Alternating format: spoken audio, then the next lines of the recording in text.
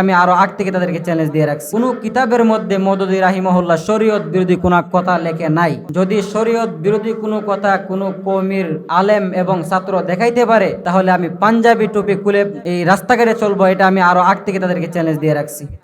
মওদুদী রাহিমাহুল্লাহ এমন কোনো কথা বলে নাই শরীয়ত বিরোধী। তারা এমনিতে জামাত ইসলামের বিরুদ্ধে নানান পুগান্ডা মার্কা মিথ্যা তুহমত দিয়ে এখনো তারা যাচ্ছে। গত কিছুদিন আগে আমি আমাদের সুনামগঞ্জের এই শাইখুল হাদিস আল্লামা নুরুল ইসলাম খান সাহেব হাফিজাহুল্লাহ, উনি হাদিসের মসনদে বৈশা গিবত করতে ছাত্রদের বুখারী শরীফ পড়াইতেছে, পাশাপাশি গিবত করতেছে। আমি আমার নিউজ অফ বাংলাদেশে আমি এই ভিডিওটা নিউজ করি আর শিরোনাম দিছি যে হাদিসের মসনদে বসে গিবত করায় ব্যস্ত আল্লামা নুরুল ইসলাম খান সাহেব।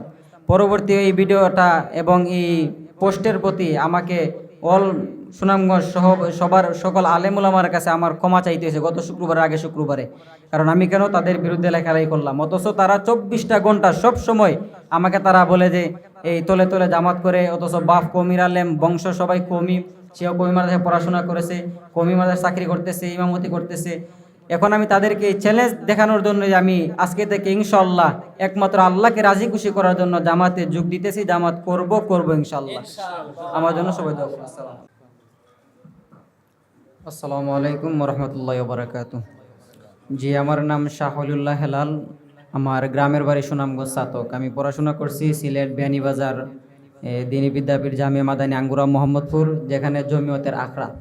আমি সংক্ষিপ্তভাবে বলতে চাই, আমার বাবা একজন কওমি গণনার বড় আলেম এবং আমার ছোটো ভাই 3 জন হাফেজ আলেম, কিন্তু তাদের কাছে আমি প্রায় 11 মাস ধরে যাইতে পারি না বাড়িতে, শুধু এই জামাতে ইসলামকে সমর্থন করার জন্য এবং তাদেরকে আমি সাপোর্ট করার জন্য।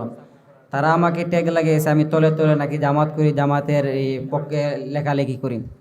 এখন আমি প্রকাশ্যেই তাদেরকে চ্যালেঞ্জ দিয়ে বলেছি যে আমি যেহেতু তোমরা আমাকে জামাত ট্যাগ লাগিয়েছো, তাহলে আমি কিয়ামত পর্যন্ত মরণের আগ পর্যন্ত জামাত ইসলামের সাথে কাজ করে যাবো ইনশাআল্লাহ। এজন্যই আমি জামাত ইসলামের সাথে আমি কাজ করতে চাই।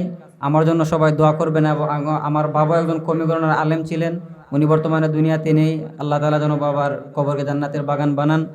এবং আমাদের মাতার তাজ এই মওদুদী রাহিমাহুল্লাহর বিরুদ্ধে অনেক আমাদের উস্তাদের আমাদের ক্লাসের মধ্যে উনার কিতাব পড়লে গুমরা হয়ে যাবে, উনার কিতাব পড়া যাবে না, উনার দলের মধ্যে সমর্থন করা যাবে না।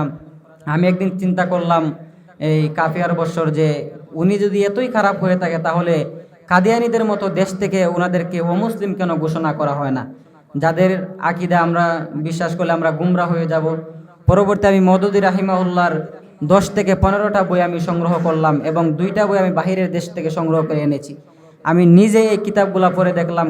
উস্তাদ, আমার পরিচয় আমি তো নিজেই কওমি আকাবির, মানে কওমিদের কাছে তো উস্তাদের সন্তানরাও উস্তাদের ছায়ার মতো, আমি কিন্তু আকাবিরের সন্তান, 3 পুরুষ আকাবির। তো আমার সংক্ষিপ্ত অনুভূতি, আমার পরিচয় যেহেতু জানে, আমি তো ফরিদাবাদ মাদ্রাসা থেকে অলরেডি সবাই আমার পরিচয় বেরও করছে। ফরিদাবাদ মাদ্রাসা থেকে দাওরা দেওয়া আর হেফজও করেছিলাম জামিয়া শরীফ মালিবাগ থেকে। আমার অনুভূতি এতটুকুই যে আমি দিন শিখেছি কওমি মাদ্রাসায়, এটা অস্বীকারযোগ্য নয়।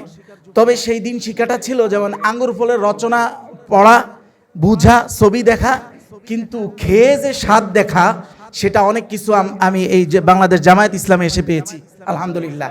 এর মধ্যে সবচেয়ে ভ্রাতৃত্বের যে আয়াতগুলো, এগুলো আমরা কওমি মাদ্রাসায় পড়েছি, কিন্তু এটার বাস্তব অনুভূতি কি, এটা বাংলাদেশ জামায়াত ইসলামের কাছে এসে আমি অনুভব করেছি আলহামদুলিল্লাহ। জাযাকুমুল্লাহ খাইর। আসসালামু আলাইকুম।